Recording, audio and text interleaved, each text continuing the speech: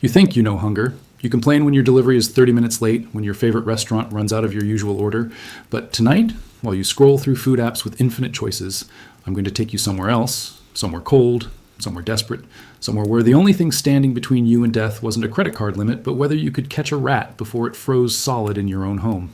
Welcome to medieval winter. And when I'm done with you, you'll never look at your refrigerator the same way again. It's January 1316. The Great Famine has been gnawing at Europe for 2 years now, and winter is a predator that never sleeps. You're huddled in what passes for your home, 4 walls of rotting wood, gaps wide enough for snow to drift through, and a fire that died 3 days ago because there's nothing left to burn. Your children stopped crying yesterday, not because they're no longer hungry, but because crying takes energy they don't have. And that's when you smell it, that sweet, putrid aroma of decay coming from the corner where you store what little grain you have left. You crawl over on hands and knees because standing takes too much strength, and you see them. Green, fuzzy, alive in their own grotesque way, mold colonies have claimed your last handful of barley. Here's what they don't teach you in history class. You don't throw it away. You can't afford to throw it away. You scrape off what you can see, tell yourself the rest is still good, and you eat it anyway. Because the alternative isn't just hunger, it's watching your family disappear one by one into the endless white silence of medieval winter. But mold was just the appetizer in this feast of desperation. Chronicles from the Abbey of Saint-Denis record something that would make your stomach turn today, but was considered a delicacy during the famine years. Brother Thomas wrote in his journal, his hand shaking from cold and malnutrition. Today we trapped 3 rats in the granary. The brothers wept with joy. 3 rats, for an entire monastery. They boiled them whole, fur and all, because they couldn't waste the protein that even the hair provided. You want to know what rat tastes like? Ask someone who survived the siege of Paris in 8085 AD. They'll tell you it tastes like salvation. Sweet, stringy, with a metallic aftertaste that comes from a life spent eating garbage and decay. But when you're down to your last week of life, when your body is consuming its own muscle just to keep your heart beating, rat isn't disgusting. It's hope wrapped in fur. Medieval chronicler Gerald of Wales documented something even more disturbing during the Irish famines of the 12th century.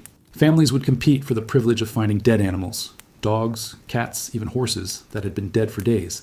They would strip the meat from bones so thoroughly that archaeologists today can identify famine periods just by looking at the cut marks on animal remains.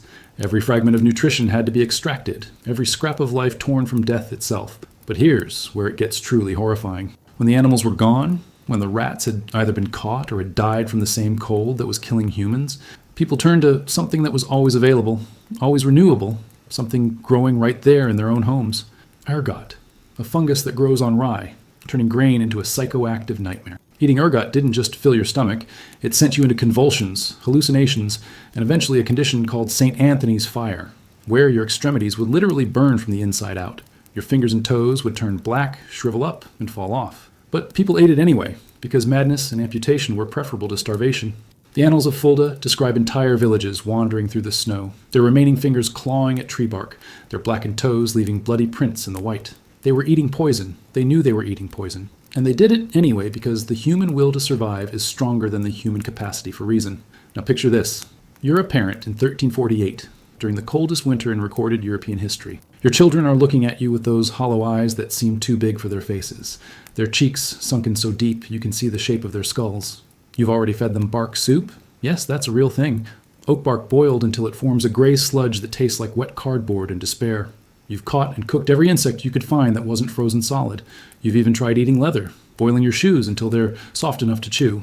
And then you remember something your grandmother told you, something whispered in the dark during the last great famine. She told you about the bread of the desperate, flour mixed with sawdust, acorns ground to powder, and when even those ran out, something else, something that grew abundant and free in the dampest, darkest corners of every medieval home.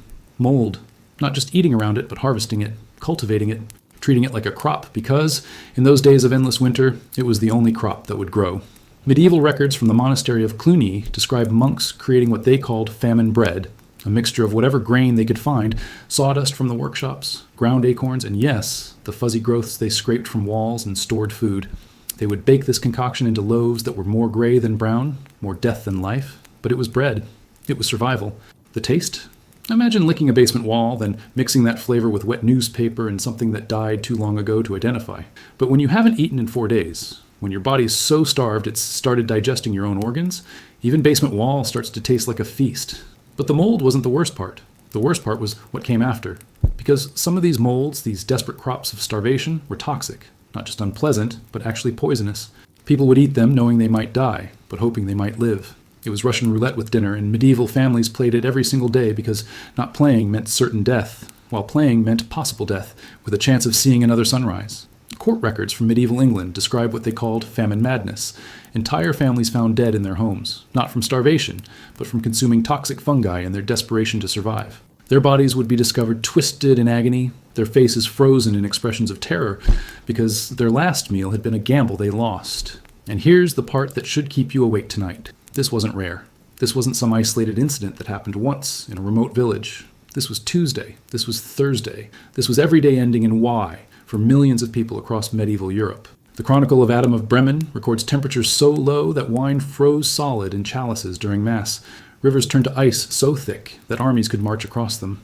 And in those conditions, with no heating beyond what little firewood they could find, with no food beyond what they could hunt, trap, or scrape from walls, entire bloodlines simply vanished into the white silence of winter. But some survived. Some ate the mold, digested the decay, chewed the rat bones, and licked the last drops of nutrition from every surface they could reach. And they lived to tell these stories, to pass down these techniques, to remember what human beings are capable of when survival strips away every pretense of civilization.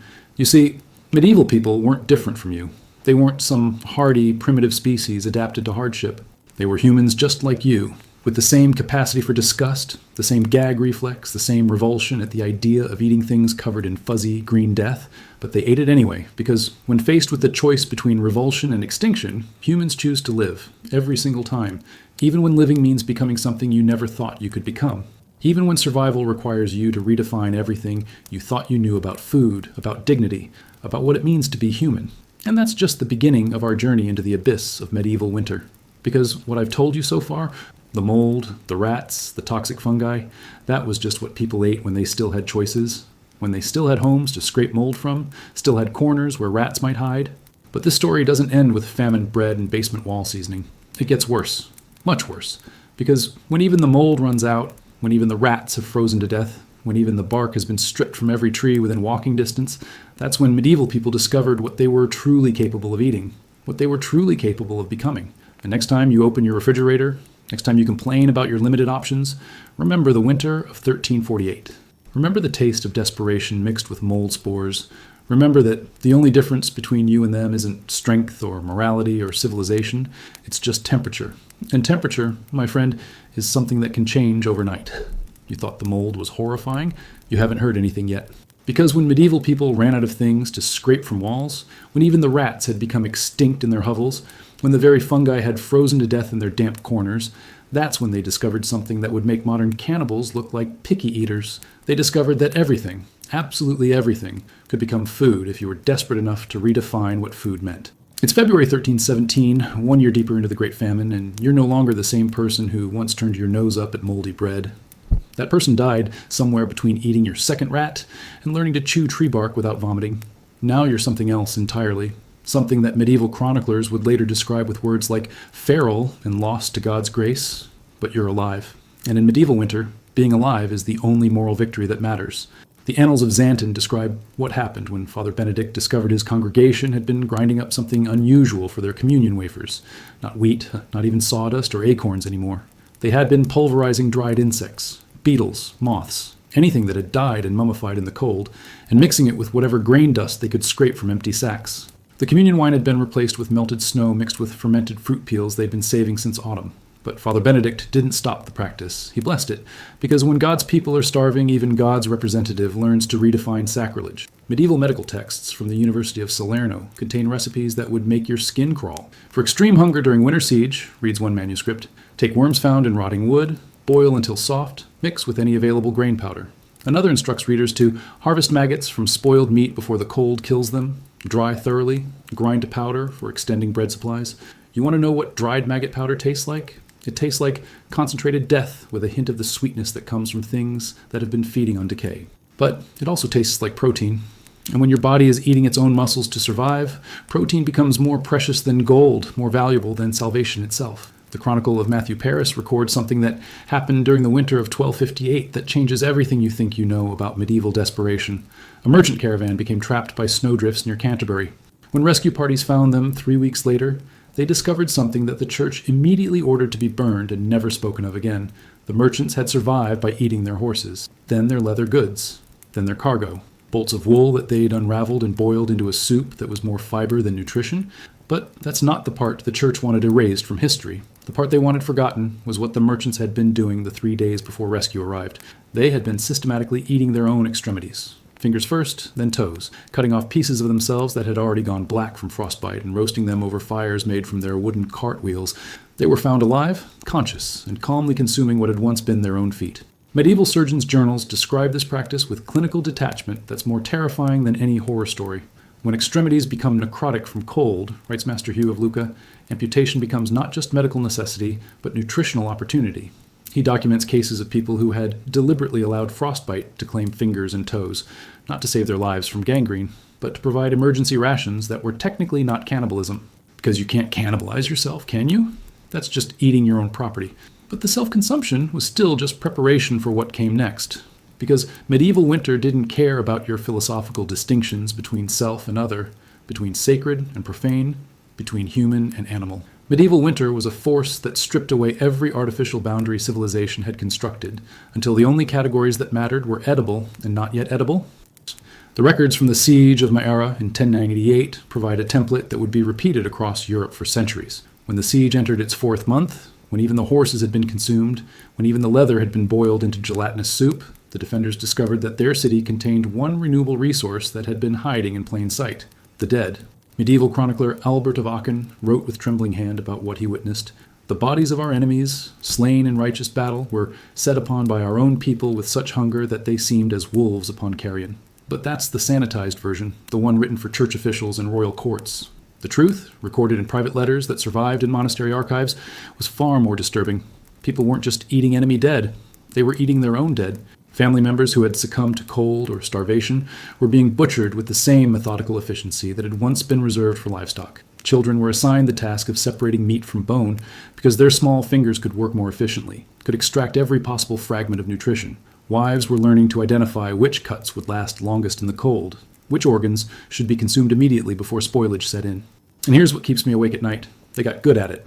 Medieval people, faced with the choice between starvation and adaptation, adapted. They developed techniques, they created recipes, they established protocols for maximizing nutritional value from human remains that were more sophisticated than most modern butchering manuals. The Canterbury Tales, in its original uncensored manuscript, contains a story that Chaucer later removed before publication. It tells of a cook who had perfected the art of famine cuisine, methods for making human flesh palatable, for removing the gamey taste, for preparing it in ways that would help people forget what they were consuming. Take the meat of a young person, the tale begins, preferably one who died of cold rather than disease, and soak in melted snow mixed with whatever herbs can be found growing beneath the ice. The recipe continues with instructions that are both horrifyingly practical and heartbreakingly desperate, the work of people who had been forced to become experts in something no human should ever have to learn. But even cannibalism wasn't the bottom of this particular abyss, because when the dead bodies ran out, when even the graveyards had been exhumed and their contents consumed, medieval people discovered one final frontier of desperation that pushes the boundaries of what we consider physically possible. They began eating things that weren't food in any conceivable definition of the word.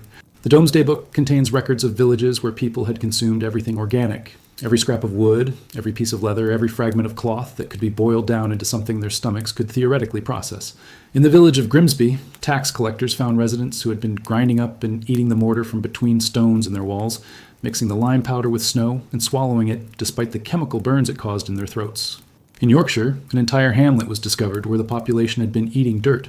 Not just any dirt, they had learned to identify clay deposits that contained minimal nutrition, earth that had been enriched by centuries of human and animal waste. They were literally consuming the ground they walked on, their own ancestors decomposed and recycled into one final meal. The medical treatise Regimen Sanitatis describes the effects of these desperate measures with scientific precision that makes it even more horrifying. People who consumed mortar would die with their throats and stomachs eaten away by lime burns. Those who ate clay would suffer from intestinal blockages that made them look pregnant with stone children. But they did it anyway, because the alternative was dying faster. And through it all, the survivors kept detailed records. They wrote recipes.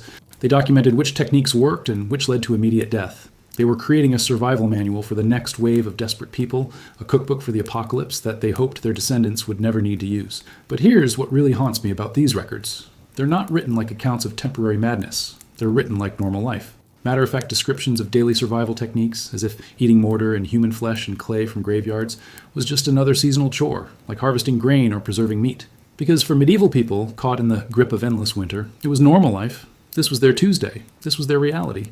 And they adapted to it with the same methodical efficiency that modern people bring to meal planning and grocery shopping. The difference is just circumstance, just weather. Just the thin line between abundance and scarcity that we pretend is permanent, but history proves can disappear literally overnight. So the next time you throw away leftovers, the next time you complain about limited menu options, remember the winter of 1317. Remember the taste of ground mortar mixed with melted snow. Remember that every moral boundary you think defines your humanity is actually just a luxury you can afford because your refrigerator is full. But refrigerators break down, supply chains collapse, and winter, medieval winter, is always just one failed harvest away from returning, to remind us who we really are when survival strips away every pretense we've built around the simple act of eating. And we haven't even talked about what happened when people ran out of dead bodies to consume, when even the graveyards were empty, when even the clay had been eaten, when the only thing left was each other. That's when medieval winter revealed the final truth about human nature, the truth that no amount of civilization can ever completely bury. The living were next. You want to know what separates humans from animals? Nothing. Absolutely nothing when winter strips away the last pretense of civilization and reduces existence to its most primitive equation: consume or be consumed. And medieval Europe, trapped in the endless white silence of the Little Ice Age, became a laboratory for discovering exactly what humans are capable of when that equation becomes the only mathematics that matters. It's March 1348, and you're no longer human in any sense that your former self would recognize. You're a predator now, calculating and cold, evaluating every person you encounter, not as family, friend, or fellow sufferer, but as potential calories wrapped in increasingly thin skin. The person you used to be died somewhere between eating your first handful of dirt and learning to identify which neighbors were weakest, which children had stopped growing, which elderly had become more burden than protection. This is what the church records call the season of wolves. Not because wolves were hunting humans, but because humans had become something that made wolves look civilized. The Chronicle of Jean de Venette documents what happened in the village of Mortemer during the coldest February in recorded history. When spring finally arrived, search parties found a settlement that had housed 43 families the previous autumn. They discovered foundations of houses, tools scattered in the snow, fragments of clothing frozen into the ice, but they found only 7 survivors, 7 people out of nearly 200. And those 7 survivors were found together in the largest house, surrounded by neatly stacked bones that had been systematically stripped of every fragment of meat, cracked open to extract marrow, ground down to powder that could be mixed with melted snow to create a soup that was more calcium than nutrition, but still contained trace protein. The survivors had methodically consumed their neighbors, their friends, their own family. But here's the part that the official records omit. The detail that was only preserved in the private confession letters that Bishop Laurent wrote to Rome. The survivors weren't traumatized. They weren't driven mad by what they had done. They were calm, organized, almost businesslike in their explanations of how they had managed their food supply throughout the winter.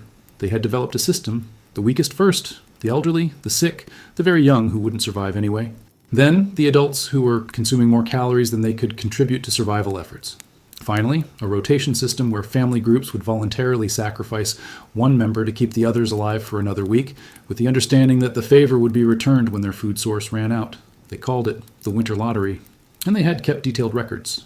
Medieval survival manuals, hidden in monastery archives and sealed away from public view, contain instructions that would make modern serial killers seem like amateurs on the preservation of human flesh. During Extended Cold, written by an anonymous monk during the famine of 1315, provides step-by-step guidance that reads like a technical manual rather than the ravings of madness. Select subjects who have died naturally rather than by violence, as the meat will be less tough. Remove clothing and examine for signs of disease before processing. Begin with extremities, as these portions will spoil first in fluctuating temperatures.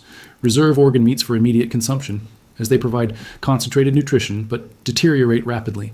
The manual continues with smoking techniques, preservation methods using available salt, and recipes designed to mask the distinctive taste that survivors consistently describe as sweet pork with an aftertaste of copper and sorrow. But the technical manuals aren't the most disturbing part. The most disturbing part is the economic records. Medieval tax documents from the period show that human flesh developed an actual market price. The rolls of the exchequer contain entries listing emergency provisions with specific costs. 1 adult male could feed a family of 4 for 6 days. 1 female could feed 3 people for a week. Children were priced by weight, like livestock. There were quality grades. Fresh death commanded premium prices. Meat from people who had died of starvation was considered inferior. Too little fat, muscle already consumed by the body's own survival mechanisms.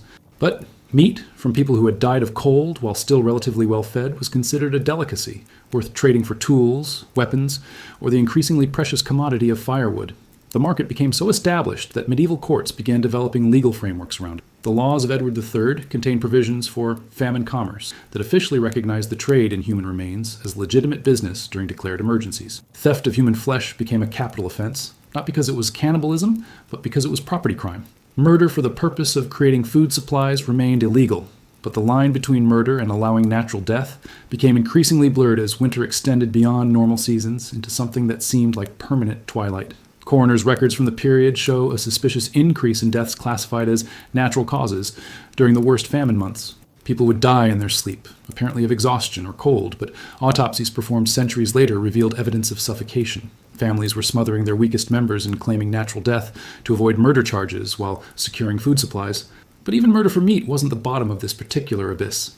Because when the easy targets were gone, when even the voluntary sacrifices had been consumed, medieval people discovered that they could redefine what constituted acceptable prey in ways that shatter every assumption about human moral boundaries.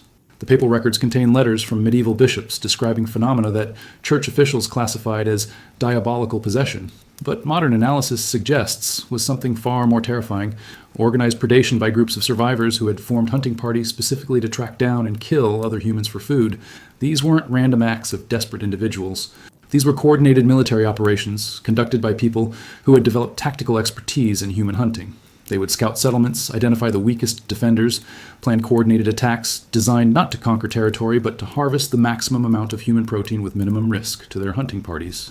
The survivors of these raids, according to bishops' letters marked sealed by papal order, described attackers who had filed their teeth to points, who wore clothing made from human skin, who had decorated their weapons with bones taken from previous kills. But the most terrifying detail wasn't their appearance, it was their efficiency. They knew exactly how to kill quickly to preserve meat quality. They understood which body parts to harvest first, which organs to consume immediately, which portions could be preserved for future consumption. They had become professional human butchers, and they were good at their job. Medieval chronicles describe entire regions where these hunting parties became the dominant form of social organization. The normal structures of feudalism, family, and community collapsed and were replaced by pack hierarchies based entirely on killing efficiency and meat processing skills. In the forests of Bavaria, travelers reported encountering communities that had built their entire economy around human hunting. They would capture travelers, keep them in pens like livestock, and fatten them up on whatever vegetation could be found growing beneath the snow before slaughtering them in carefully planned rotations designed to maximize the protein yield per victim. These communities developed their own technology, smoking techniques that could preserve human flesh for months, breeding programs designed to produce more meat per captive, trading networks where different hunting communities would exchange victims to avoid the psychological difficulty of consuming people they had known personally. And here's what should terrify you: they were successful. Archaeological evidence shows that these human hunting communities had better survival rates than traditional settlement tried to maintain normal social structures. Cannibalistic societies lasted longer, suffered fewer deaths from starvation, and were more likely to leave surviving descendants. Evolution doesn't care about morality. Survival of the fittest includes survival of the most willing to abandon every ethical constraint when circumstances demand it. And medieval winter was a circumstance that demanded everything. The records of the Inquisition contain testimonies from survivors who describe the psychological transformation that occurred when humans crossed the line from scavenging dead bodies to actively hunting living people. They described it as a kind of awakening, a clarity of purpose that eliminated all the confusion and moral complexity that had previously governed their decisions. Once you've killed another human being for food, every subsequent moral choice becomes simple. There's no agonizing over right and wrong, no complex calculations of competing ethical demands. There's only the equation: does this action increase my chances of survival or decrease them? And that simplicity, according to Inquisition records, was experienced by many survivors as a form of liberation, freedom from the burden of conscience, from the weight of social expectations, from the exhausting work of maintaining human relationships that had become economically unsustainable. They weren't monsters. They were humans who had discovered that being human was a luxury they could no longer afford. But we're not done yet. Because the human hunting, the organized cannibalistic societies, the evolution of normal people into efficient predatory machines, that was still just adaptation to circumstances. That was still, in its own horrifying way, rational response to environmental pressure. What came next transcended rationality entirely. What came next revealed that medieval winter could push human beings beyond mere predation into something that had never existed before in recorded history. something that combined the efficiency of organized cannibalism with practices that can only be described as ritualistic torture designed to maximize not just nutritional value, but psychological satisfaction derived from the complete domination of other human beings. That's when medieval people discovered that eating each other wasn't enough. They needed to perfect the art of making other humans suffer while being consumed, and they got very, very good at it. This is where history becomes something that your mind will reject, something so fundamentally disturbing that every instinct you have will insist I'm lying, that humans could never sink this deep into depravity. But I'm not lying. I'm just telling you what medieval chroniclers recorded in documents that were immediately sealed away, locked in monastery vaults, and forbidden from ever being discussed in polite society. Because what happened next wasn't about survival anymore. It was about power. And power, it turns out, tastes even better than meat when you're drunk on the absolute dominance that comes from holding another human being's life in your hands. It's April 1349, and you've survived another winter that shouldn't have been survivable. But survival has changed you into something that would horrify the person you used to be. You're not just a predator now, you're an artist.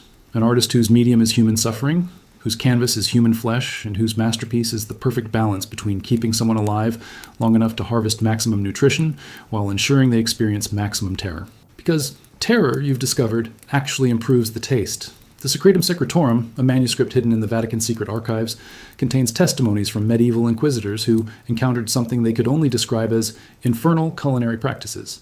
These weren't random acts of cannibalistic desperation. These were sophisticated techniques developed by communities that had discovered this relationship between psychological torture and meat quality. Fear releases adrenaline. Adrenaline floods muscle tissue with chemicals that medieval people described as making human flesh taste more alive, more vital, like the difference between bread and cake.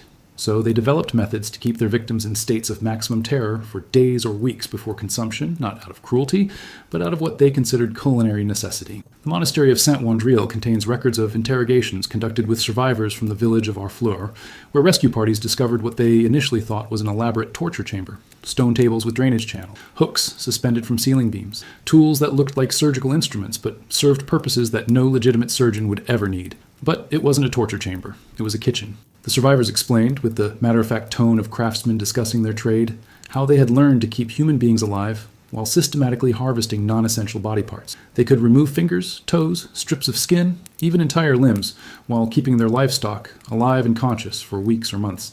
They had developed techniques for cauterizing wounds to prevent death from blood loss, methods for managing infection that would kill their food supply before they were finished with it, nutritional strategies to keep victims strong enough to survive, repeated harvesting while their bodies were slowly consumed piece by piece, and they took pride in their work. The Chronicle of Robert of Barry describes encountering a community where the residents had decorated their homes with trophies from their victims, not skulls or bones, but carefully preserved hands arranged in artistic displays, human skin stretched and tanned like leather tapestries, collections of teeth organized by size and quality like precious gems.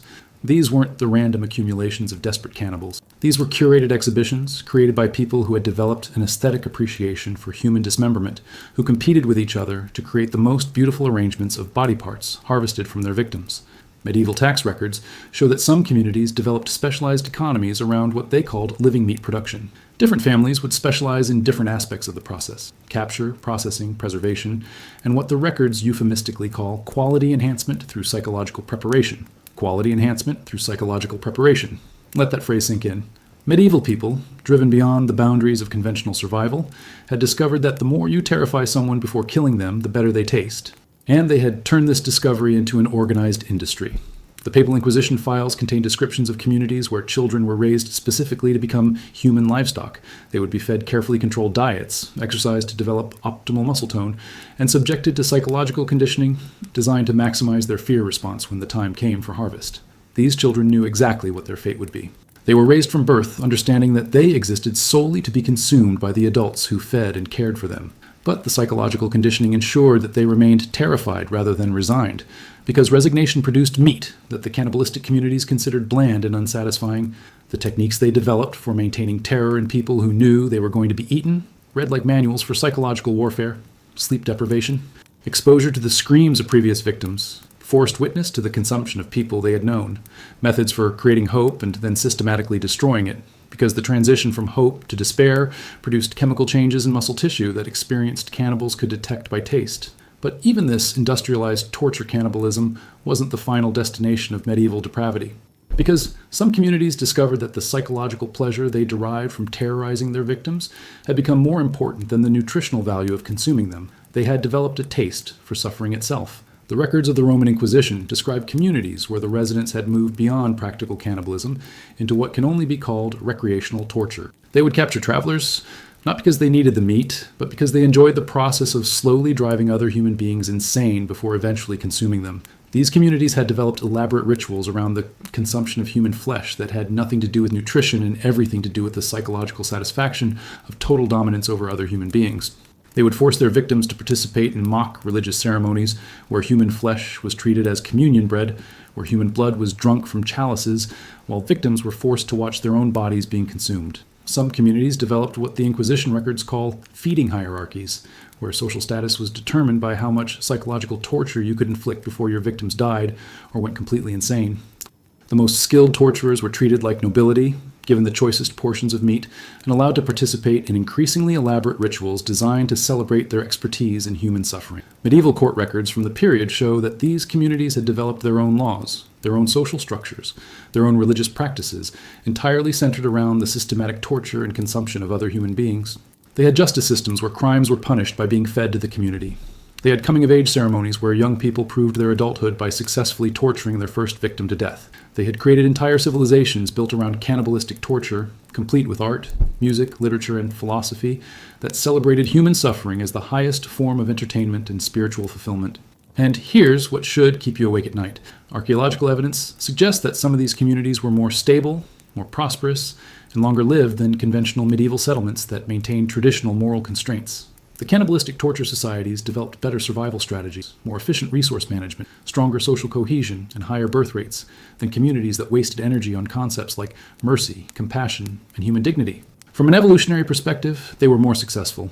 Their willingness to abandon every moral constraint that other communities still maintained gave them competitive advantages that translated into better survival rates and larger populations.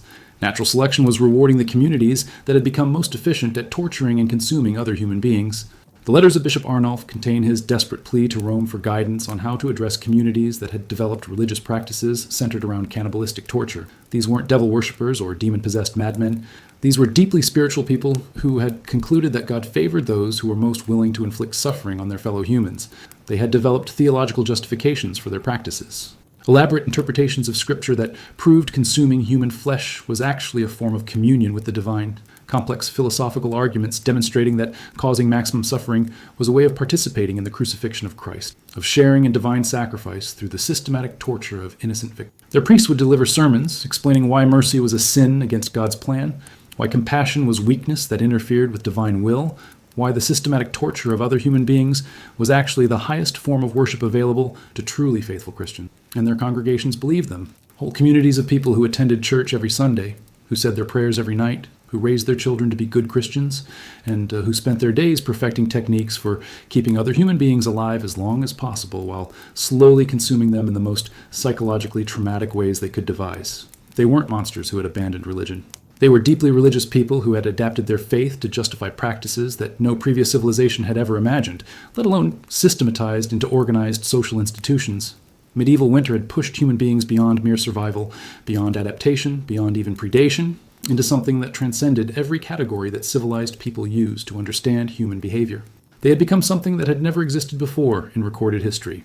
A successfully functioning society organized entirely around the principle that inflicting maximum suffering on other human beings was not just acceptable, but actually the highest possible form of human achievement. And the truly terrifying part? The records suggest they were happy, fulfilled, spiritually satisfied with their lives in ways that medieval chroniclers described as glowing with unholy contentment. Aye, they had found their purpose. They had created meaning. They had built communities that provided social connection, spiritual fulfillment, and material prosperity by becoming the most efficient human-torturing cannibals that had ever existed. But this story doesn't end with successful cannibalistic torture societies. Because what happened when spring finally arrived? When the endless winter finally broke? When these communities were forced to confront a world that had somehow survived without abandoning every moral constraint that had once defined human civilization? What happened when the cannibals had to explain themselves to people who had managed to remain human? Spring 1350 arrived like a cosmic joke. The sun emerged from behind clouds that had covered Europe for 3 years. Snow began melting for the first time since anyone could remember. and the first green shoots of new growth pushed through soil that had been frozen solid since the autumn of 1347. Life was returning to a world that had forgotten what life looked like. But the people who emerged from their winter shelters were not the same species that had entered them. You want to know what happens when cannibalistic torture societies encounter normal human communities after years of isolation? The Annals of Winchester provide a detailed account that reads like first contact between alien civilizations, except both sides were technically human, and the aliens were the ones who had managed to maintain their humanity. Picture this. A trade caravan from southern France, where the winter had been harsh but survivable, encounters a village in northern England where the residents have spent the last 3 years perfecting the art of recreational human consumption. The caravan expects to trade for wool, grain, maybe some preserved meat. Instead, they discover a community that has decorated their market square with intricate sculptures made from human bones, where the local children are playing games that involve torturing captured birds, while discussing which adult visitors would provide the best meat if properly prepared. The initial conversation, recorded by Brother Marcus, who accompanied the caravan as chaplain, reveals a cultural disconnect so profound that both sides initially assumed they were dealing with people who had been driven insane by hardship.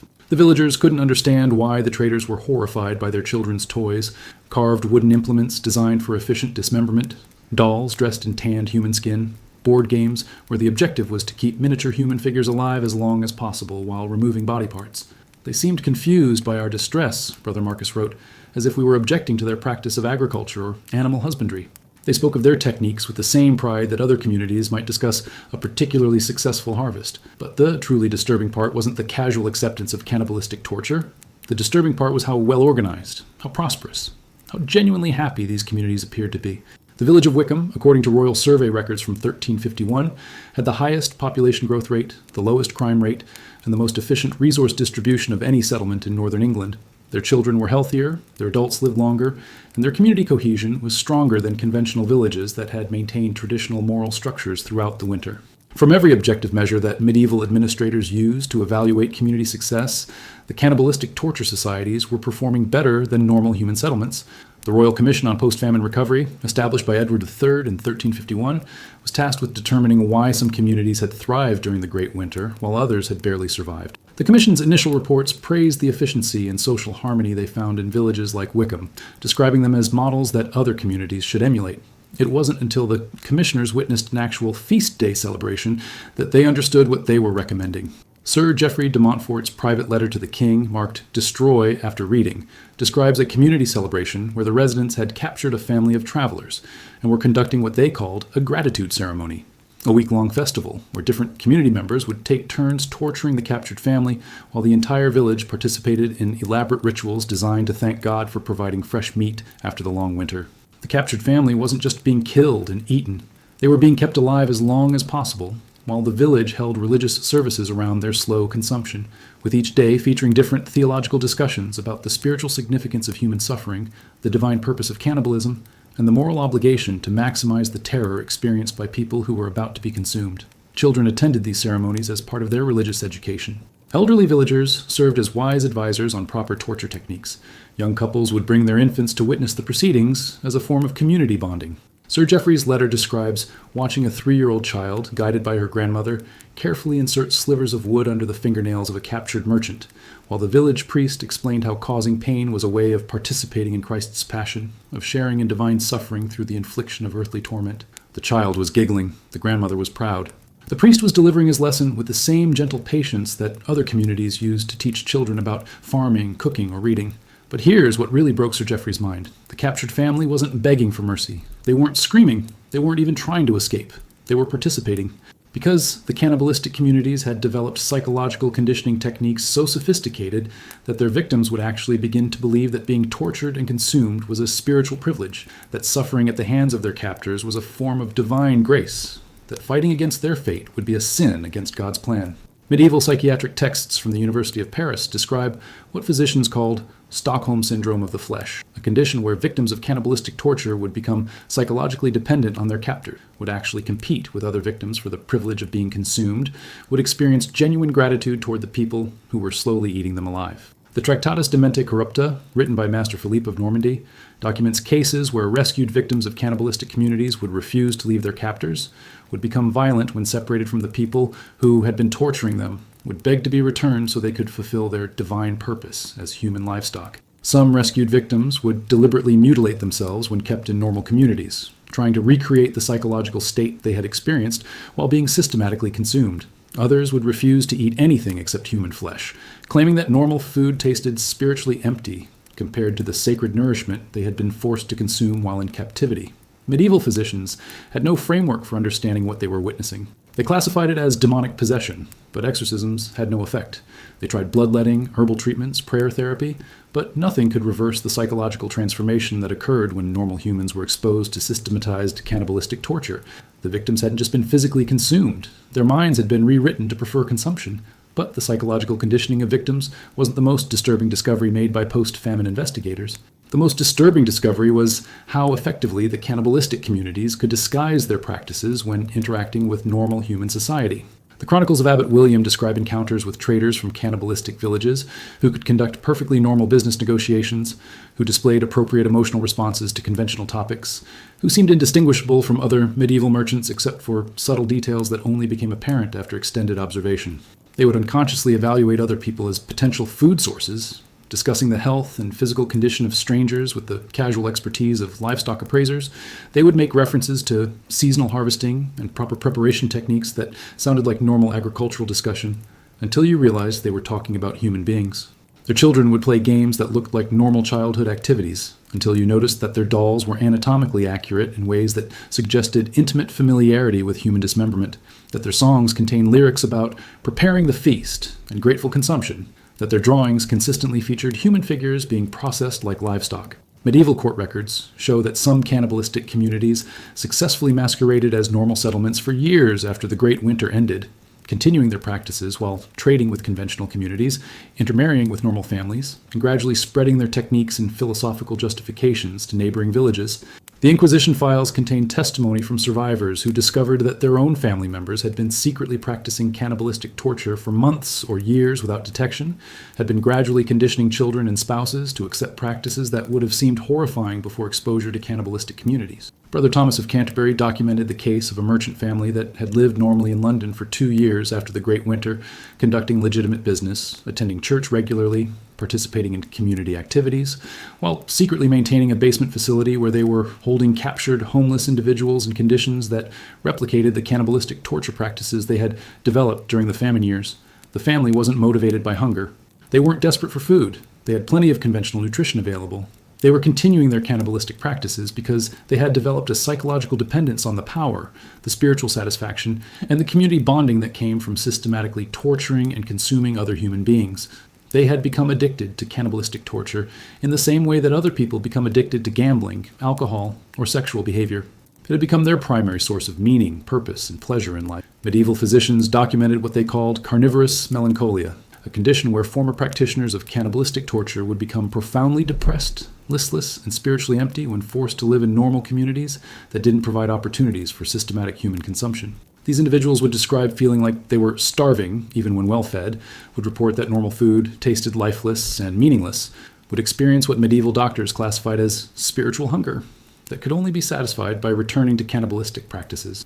Some would deliberately commit crimes that would result in execution, preferring death to continued existence without access to human torture and consumption. Others would disappear from normal communities, presumably to seek out other former cannibals with whom they could resume their preferred lifestyle. Medieval records suggest that networks of former cannibalistic torture practitioners continued operating throughout Europe for decades after the Great Winter ended, maintaining underground communities where they could continue their practices away from normal human society. These networks had their own communication systems, their own trade routes, their own religious hierarchies that preserved and transmitted the theological justifications for cannibalistic torture that had developed during the famine years. But here's what should terrify you about these records. They don't describe a temporary aberration caused by extraordinary circumstances. They describe a permanent transformation in human consciousness, a discovery of capacities for evil that, once awakened, could never be completely suppressed.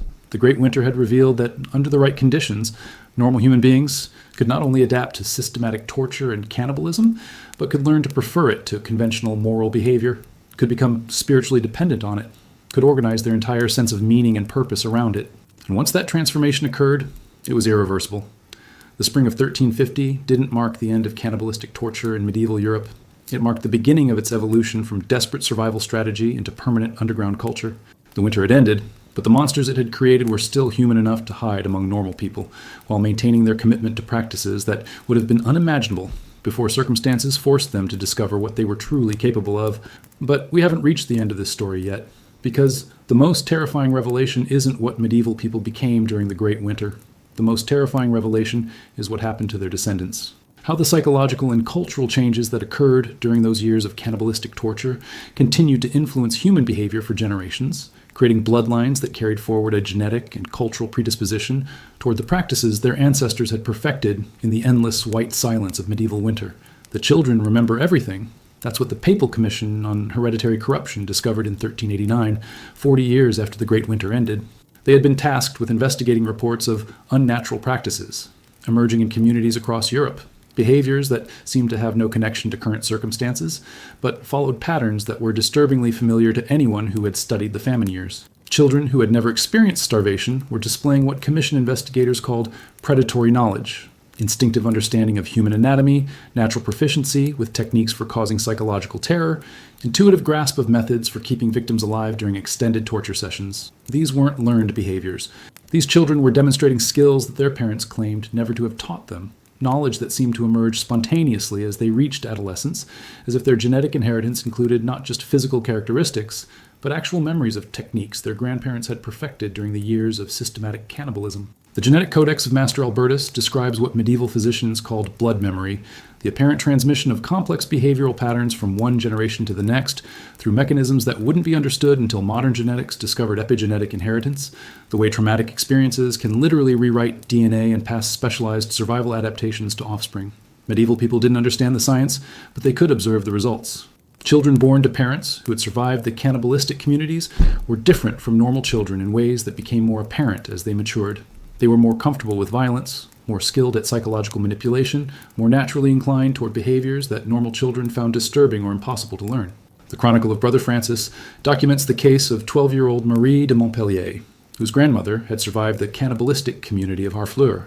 Marie had been raised in a conventional Christian household, had never been exposed to violence beyond normal medieval life, had received standard religious education emphasizing mercy, compassion, and love for fellow humans. But when Marie reached adolescence, she began displaying what her confessor called instinctive cruelty. She would capture small animals and subject them to elaborate torture sessions that demonstrated sophisticated understanding of pain management, psychological conditioning, and techniques for maximizing suffering while preventing death. When questioned about where she had learned these methods, Marie insisted that she had always known them, that the knowledge felt natural and right, that causing maximum suffering felt like coming home to something she had been missing her entire life. More disturbing, Marie's torture sessions weren't random acts of childhood cruelty. They followed specific patterns that exactly matched techniques documented in the sealed Inquisition files from her grandmother's community. Marie was unconsciously recreating methods that had been developed 40 years earlier by people she had never met, using knowledge that had never been taught to her but somehow existed in her blood, her bones, her genetic inheritance.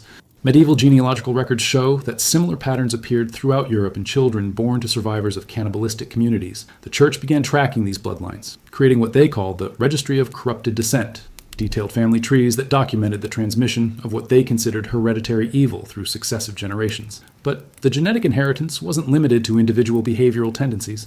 Entire communities seemed to carry forward cultural knowledge that had been developed during the famine years, practices that had been officially abandoned but continued to influence social structures, religious beliefs, and collective behavior in ways that weren't immediately obvious to outside observers.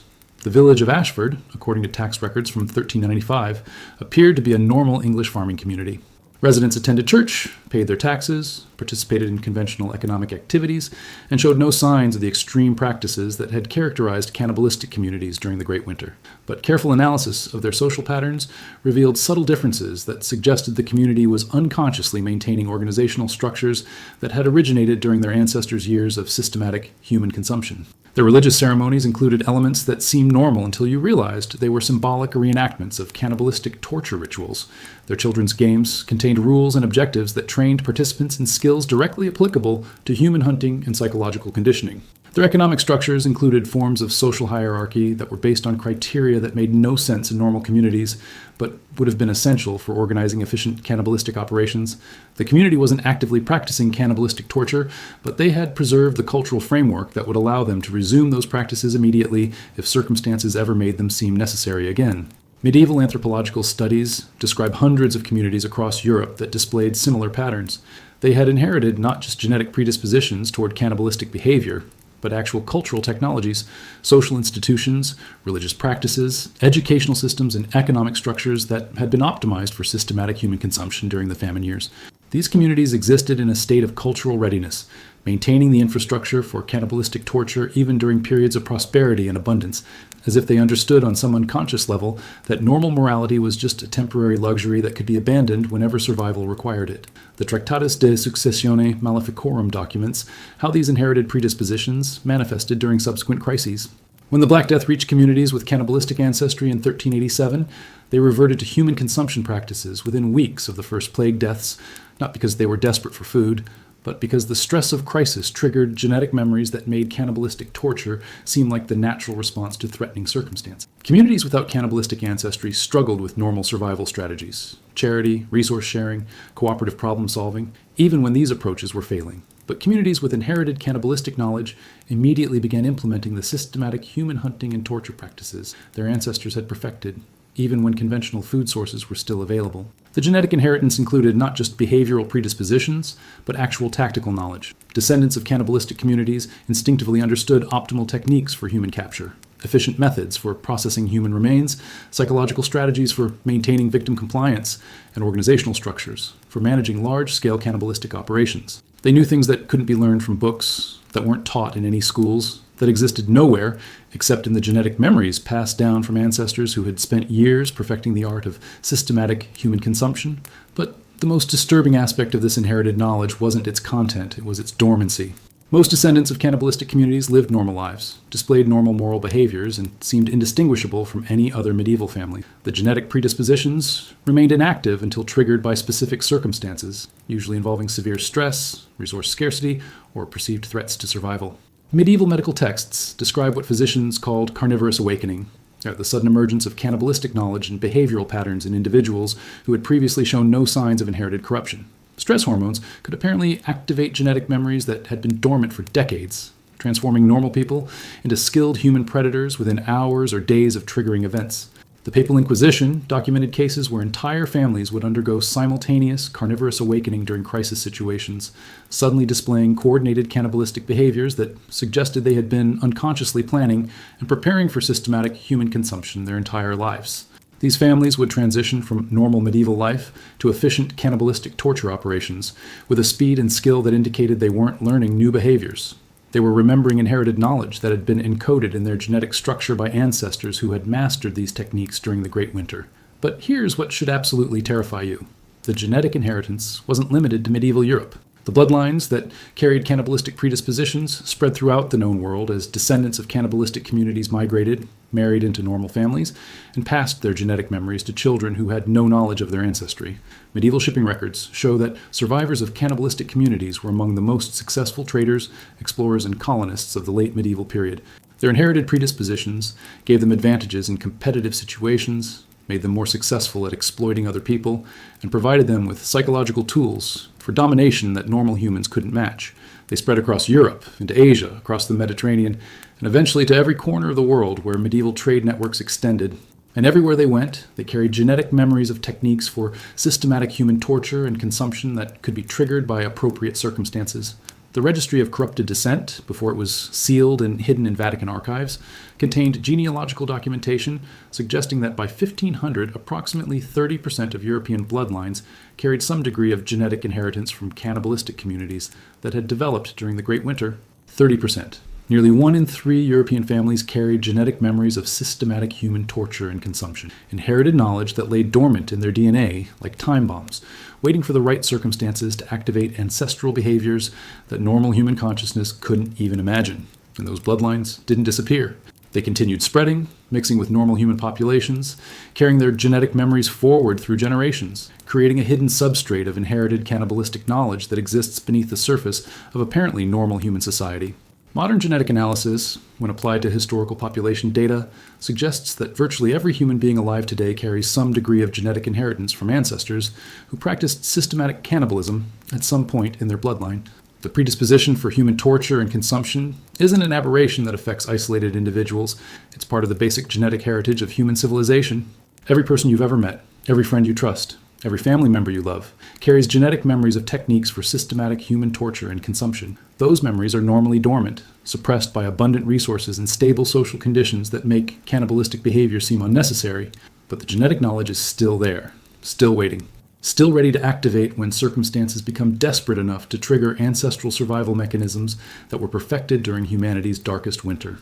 And as you sit in your comfortable home, surrounded by full refrigerators and endless food options, as you feel safe in your assumption that humans have evolved beyond such primitive barbarity, remember that every moral boundary you think defines human nature is actually just a luxury you can afford because you've never been hungry enough to discover what your own genetic memories contain. But winter comes in many forms. Economic collapse, climate change, resource depletion, social breakdown, any of these could create circumstances desperate enough to awaken the cannibalistic knowledge that sleeps in human DNA.